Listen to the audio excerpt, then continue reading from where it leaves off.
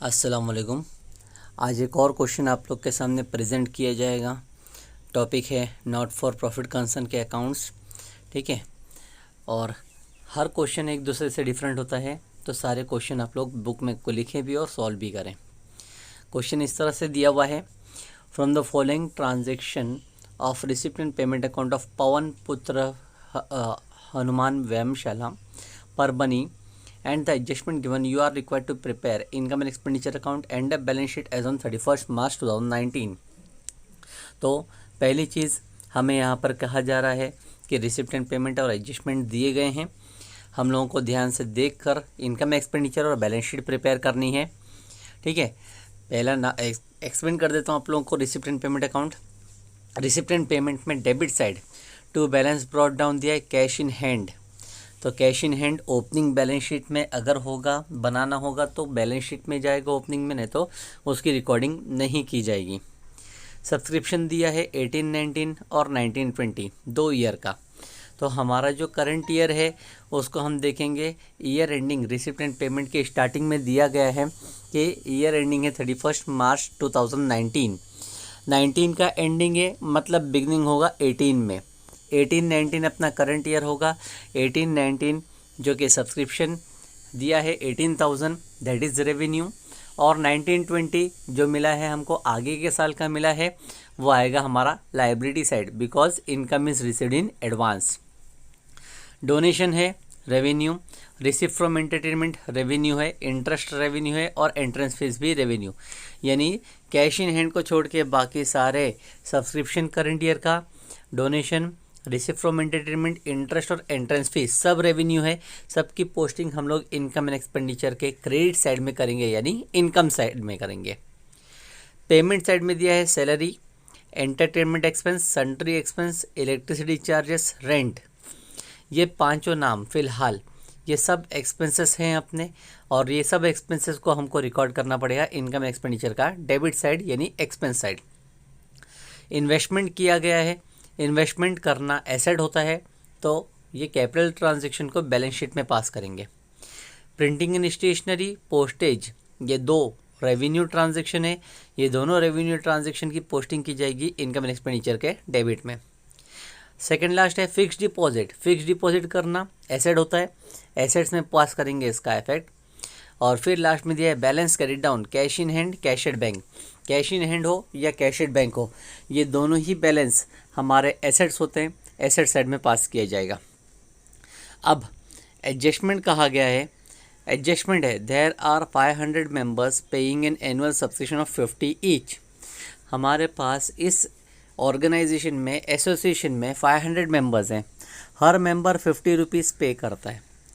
तो अगर हम मल्टीप्लाई करें 500 मल्टीप्लाई बाय 50 तो अमाउंट मिलेगा 25,000। Means total amount of subscription receivable in a year is 25,000।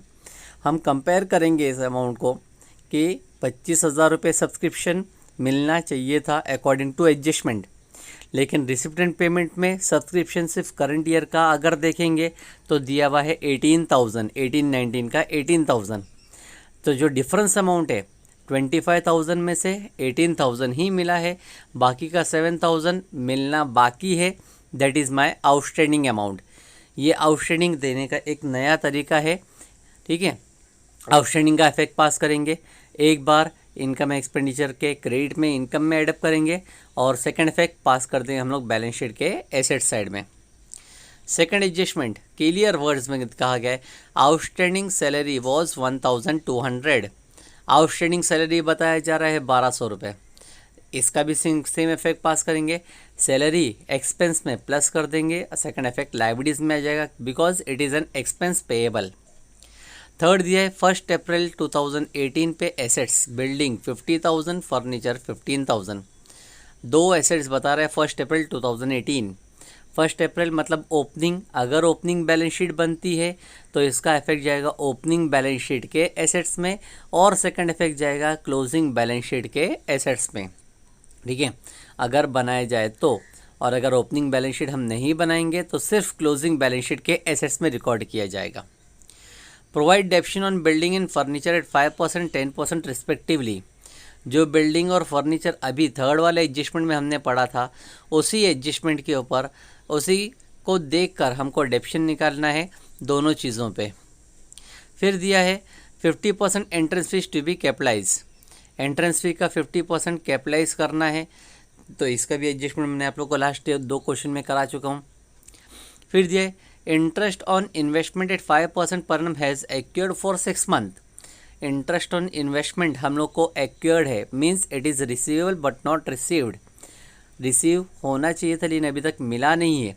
Investment हम पेमेंट साइड में देखेंगे, दिख रहा है 15,000 का, 15,000 के ऊपर 5% निकालेंगे 6 मंथ के लिए, ठीक है। और एक लास्ट एडजस्टमेंट है कैपिटल फंड 70,000 1 अप्रैल 2018, ठीक है। जब कैपिटल फंड हमको क्वेश्चन में दिखाई दे रहा है, लास्ट एडजस्टमेंट में दिया गया है, means we do not have to prepare opening balance sheet. तो इस तरह से अगर देखा जाएगा तो बैलेंस शीट हम लोग ओपनिंग नहीं बनाएंगे, सिर्फ क्लोजिंग बैलेंस शीट बनाएंगे। और एडजस्टमेंट नंबर 3 में जो बिल्डिंग फर्नीचर दिया था, एडजस्टमेंट नंबर 7 में जो कैपिटल फंड दिया था, ये दोनों का सिंगल इफेक्ट ही पास किया जाएगा। और डिसिप्लिन पेमेंट में जो कैश इन हैंड दिया है उसका इफेक्ट नहीं पास किया जाएगा, ठीक है। तो फॉर्मेट बनाते हैं सॉल्यूशन करने के लिए। यहाँ पर मैंने इनकम एंड एक्सपेंडिचर अकाउंट बना चुका हूँ और बैलेंस शीट बना चुका हूँ, ठीक है। अब डायरेक्टली एडजस्टमेंट से पहले स्टार्ट करते हैं। हर एक एडजस्टमेंट के 2 इफेक्ट पास करेंगे। डिसिप्लिन पेमेंट में हर एक नाम का सिंगल इफेक्ट पास किया जाएगा और फिर सॉल्यूशन फाइंड अप करते हैं टैली करके। तो सबसे पहली चीज देखते हैं एडजस्टमेंट नंबर 1। एडजस्टमेंट नंबर 1 था there are 500 members paying annual subscription of 50 each. Question explain करने के टाइम पे आप लोगों को मैंने कैलकुलेशन बताया था, मैं यहाँ पे वर्किंग नोट कर देता हूँ, वर्किंग नोट करके समझ में आएगा। सब्सक्रिप्शन के ऊपर है ये वर्किंग नोट, सब्सक्रिप्शन, ठीक है। देखो देयर आर मेंबर्स पहले मैं बताता हूँ। मेंबर्स हमारे पास 500 मेंबर है, ठीक है।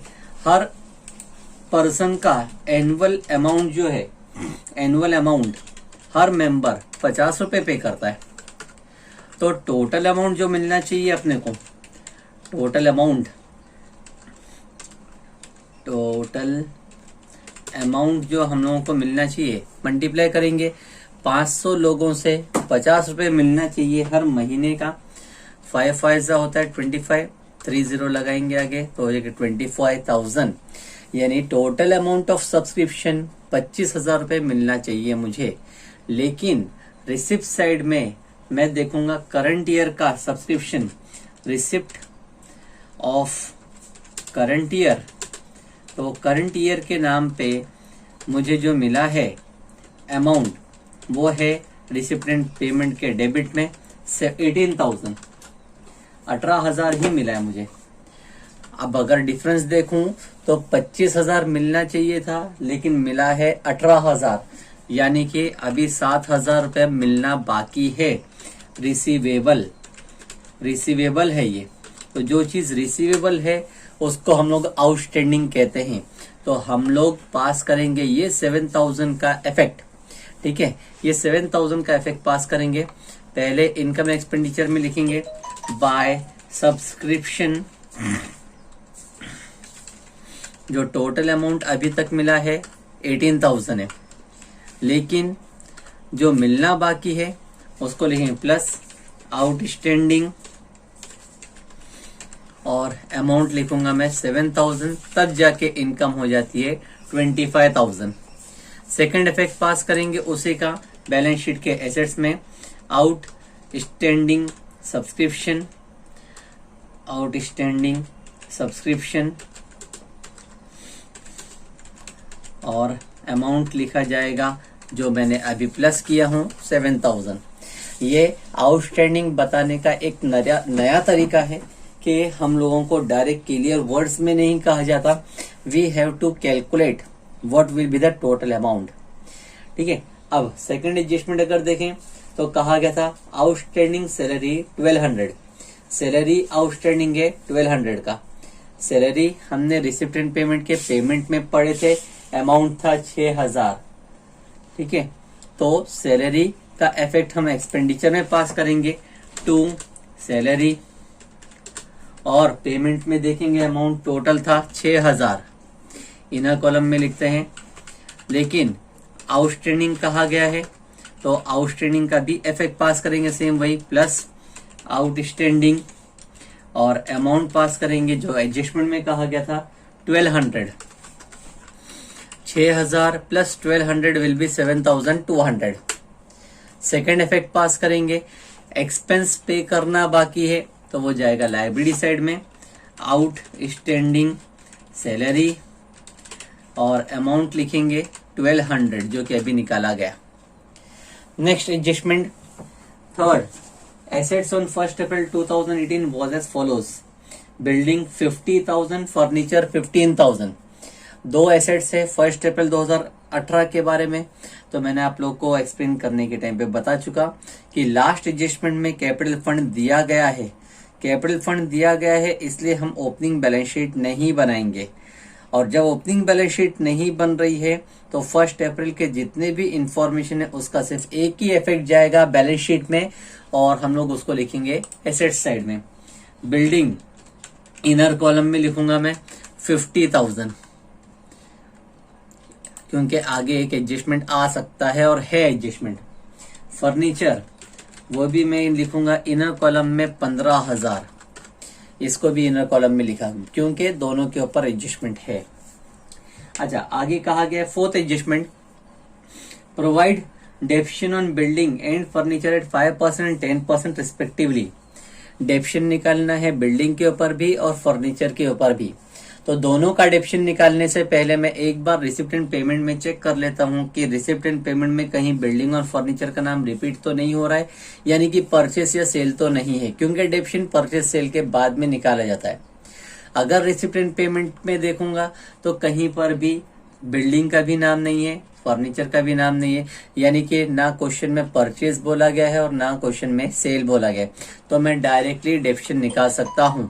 डेप्शन निकालूंगा माइनस डेप्रिसिएशन।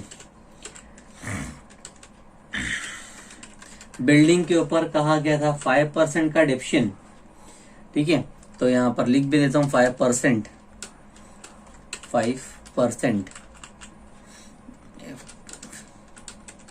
अब 50,000 का 5% निकालते हैं, 50,000 मल्टीप्लाई बाय 5 डिवाइड बाय 100, 2,500 होता है।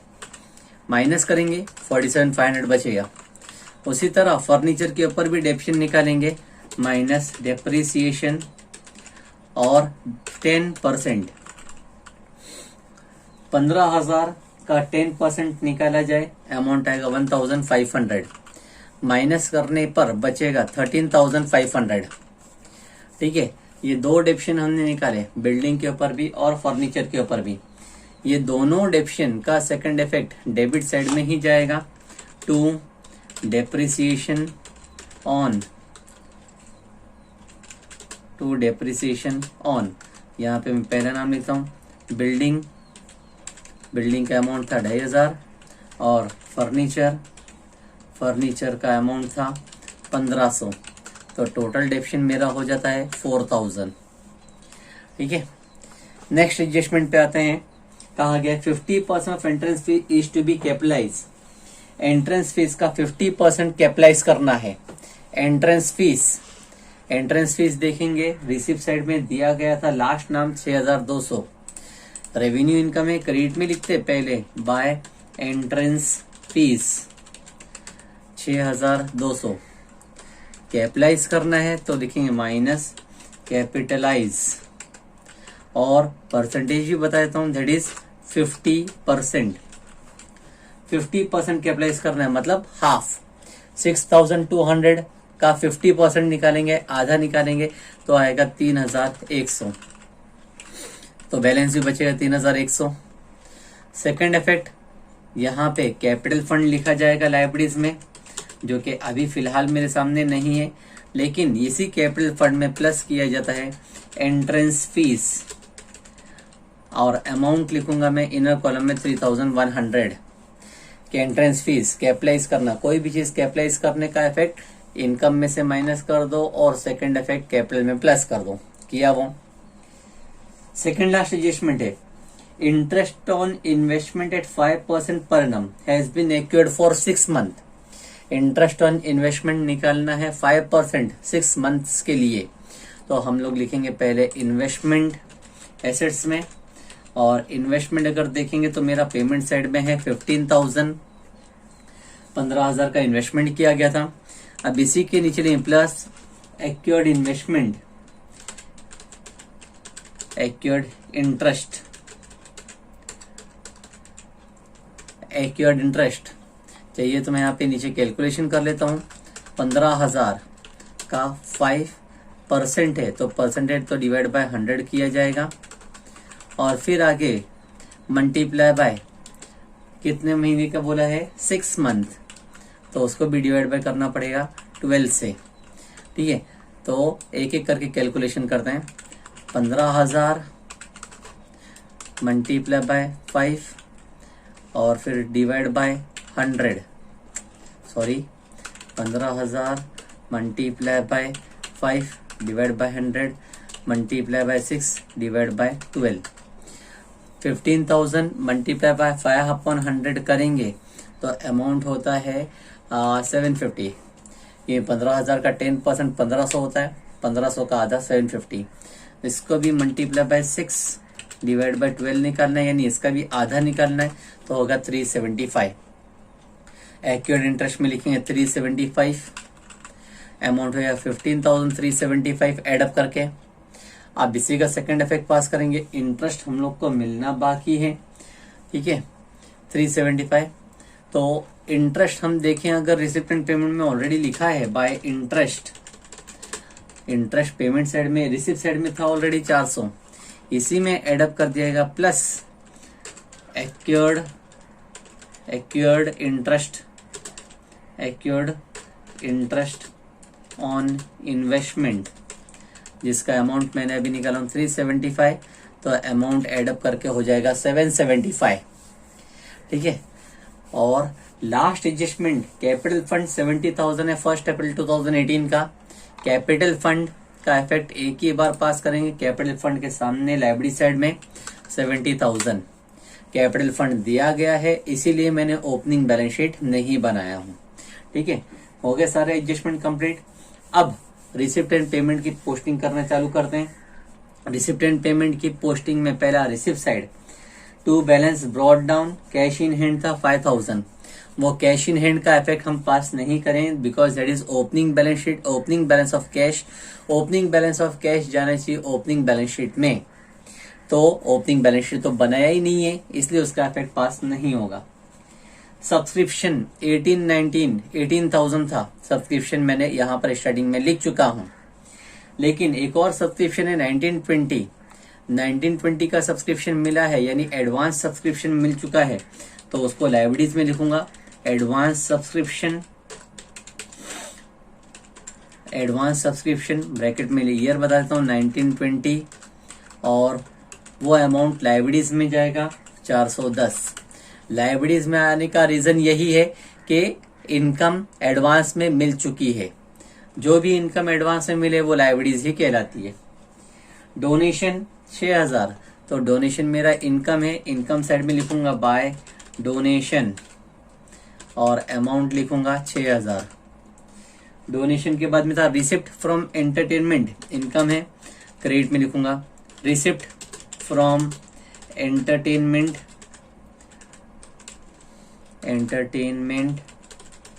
और अमाउंट लिखूंगा जो कि था 5,400। इंटरेस्ट मैंने पहले लिख चुका हूं 400, एंट्रेंस फीस वो भी मैंने पहले लिख चुका हूं, तो जो चीज पहले लिख चुकी है उसको रिपीट नहीं करेंगे। पेमेंट साइड से स्टार्ट करते हैं, सैलरी लिखा जा चुका पहले। एंटरटेनमेंट एक्सपेंस सिंपल तरीका रिकॉर्ड करने का, डेबिट में रिकॉर्ड कर दें एंटरटेनमेंट एक्सपेंस और अमाउंट लिखेंगे 2,480। ये एंटरटेनमेंट एक्सपेंस को रिकॉर्ड करने का एक और तरीका है कि जो हमने क्रेडिट में रिसीव फ्रॉम एंटरटेनमेंट लिखे थे उसमें से माइनस कर दिया जाए। दोनों तरीके करेक्ट है, या तो सिर्फ मैं उसको एक्सपेंडिचर में फीड कर दूं या तो उसको इनकम में से माइनस करूं। नेक्स्ट सन्ड्री एक्सपेंस कहा गया है, एक्सपेंस है, डेबिट में लिखेंगे टू सन्ड्री एक्सपेंस और अमाउंट लिखेंगे जो कि क्वेश्चन में दिया गया था 1300। सन्ड्री एक्सपेंस के बाद इलेक्ट्रिसिटी चार्जेस कहा गया 1200 सॉरी, इलेक्ट्रिसिटी चार्जेस एक्सपेंस है, इलेक्ट्रिसिटी चार्जेस हाँ सॉरी, इलेक्ट्रिसिटी चार्जेस का amount 1200, that is also an expense. ठीक है, नेक्स्ट उसके बाद में मैं यहाँ पर देखता हूँ कि क्वेश्चन में दिया गया है इलेक्ट्रिसिटी के बाद में रेंट 700, रेंट भी एक्सपेंस है मेरे लिए, तो रेंट को भी मैं लिखूंगा डेबिट साइड में, डेबिट में टू रेंट क्योंकि क्वेश्चन में पहले रिपीट नहीं हुआ है, डायरेक्टली अमाउंट पास कर दूंगा, दैट इज 700। इन्वेस्टमेंट का इफेक्ट मैंने बैलेंस शीट के एसेट में पास कर चुका हूं, ठीक है, तो दोबारा इफेक्ट पास नहीं होगा। प्रिंटिंग एंड स्टेशनरी 800 एक्सपेंस है, डेबिट में लिखूंगा टू प्रिंटिंग एंड स्टेशनरी और अमाउंट लिखेंगे जो कि अमाउंट दिया हुआ है 800। ठीक है, उसके बाद में नेक्स्ट कहा गया है कि सॉरी पोस्टेज है 3200, पोस्टेज भी एक्सपेंस है मेरा, लेकिन डेबिट में पोस्टेज और अमाउंट आएगा 3200। पोस्टेज के बाद फिक्स डिपॉजिट कहा गया 3900। फिक्स डिपॉजिट करना एसेट्स होता है, एसेट्स में लिखेंगे फिक्स डिपॉजिट और अमाउंट है 3900। फिक्स डिपॉजिट के बाद में क्वेश्चन में हमको इन्फॉर्म किया गया है बैलेंस कैरिड डाउन कहा गया है, तो बैलेंस कैरिड डाउन को हम एसेट साइड में पोस्ट कर सकते हैं डायरेक्टली, कैश इन हैंड और कैश एट बैंक।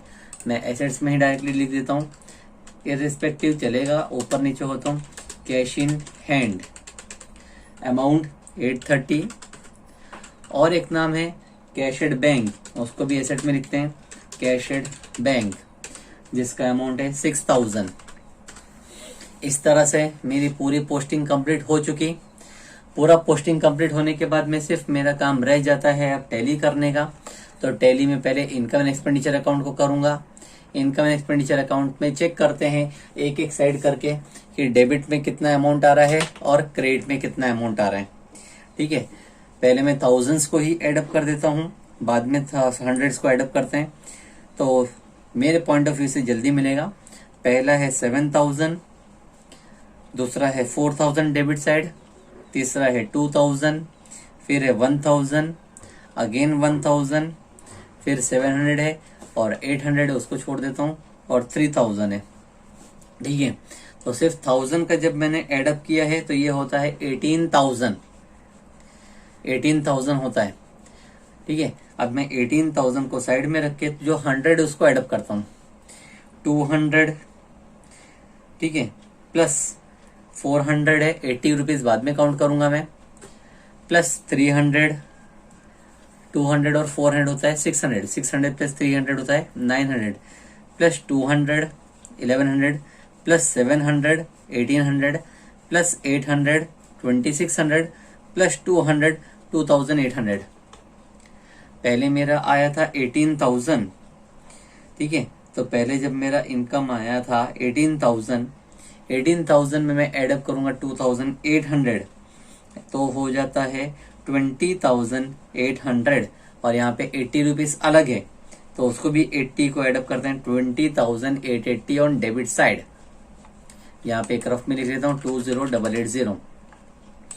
अब क्रेडिट साइड में भी टोटल करता हूँ मैं, क्रेडिट साइड का 25,000 प्लस 3 28,000 हुआ, 28 प्लस 6 होगा 34 प्लस 5 होगा 39,000 होता है मेरा, 39,700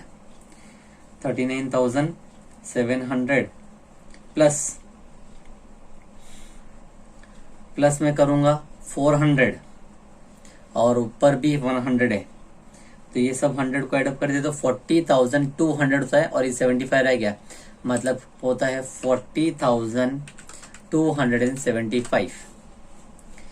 दोनों में बहुत बड़ा डिफरेंस है। इनकम ज्यादा है मेरे पास 40,275, दोनों साइड रिकॉर्ड करूंगा 40,275। अगर 40,275 में से मैं माइनस कर दूं 20,880, 40,275 माइनस 20,880, तो मेरे पास बैलेंस बचेगा 19,000, यहाँ पे मैं लिख देता हूँ 19,395 बैलेंस बचेगा। ठीक है, तो ये जो मेरे पास बैलेंस बच रहा है डेबिट साइड में बच रहा है। डेबिट साइड का मतलब ये होता है excess of income over expenditure. Income मेरे पास ज्यादा है और एक्सपेंस मेरे पास कम है, तो इसको मैं शॉर्ट में भी लिख सकता हूं टू सरप्लस। ये मेरे पास आ गया है surplus. Excess of income over expenditure लिखेंगे तो भी करेक्ट है, और सिर्फ सरप्लस लिखो तो भी करेक्ट है। अब ये सरप्लस का अमाउंट जाएगा मेरा कैपिटल फंड में, प्लस कर दूंगा इसमें प्लस सरप्लस जिसका अमाउंट था 19395। एडअप करते हैं 70 प्लस 19 हो गया 89, 89 प्लस 3 92, 92,495। ठीक है, इतना अमाउंट है। अब बैलेंस शीट को टेली करते हैं, बैलेंस शीट का टोटल करके देखते हैं कितना होता है। 92,000 है ये, प्लस 1 93,000, 93,000 हुआ। अब मैं एडअप करता हूँ 400 प्लस 400, 800 प्लस 200, 1,000 और 94,000, 94,000 होता है। 95 और 10 होता है 105, यानी 94,105। एसेट साइड में भी कैलकुलेट करके देख लेते हैं, सेम वही तरीका मैं अपनाता हूँ। 7,000 प्लस 47,000, 47 एंड 7 होता है 54, 54 प्लस 13 67, 67 प्लस 6 73, 73 प्लस 15, 73 प्लस 15 अगर मैं करूं तो 73, 83, 83 प्लस 5 88, 88 प्लस 3 91। थाउजेंड्स में ही 91,000 हो गए, 91,000। अब ये 100 को काउंट करूंगा, 500 प्लस 500 92, 92 900, 93 730, 93 730 और ये 300 94 730 प्लस 75 करेंगे तो अमाउंट होता है 94,105। तो इस तरह से बैलेंस शीट मेरी दोनों साइड की टैली हो जाएगी। ठीक है, कैलकुलेशन इंपॉर्टेंट रोल प्ले करेगा एडजस्टमेंट और रिसिप्ट एंड पेमेंट के बाद। ठीक है, थैंक यू।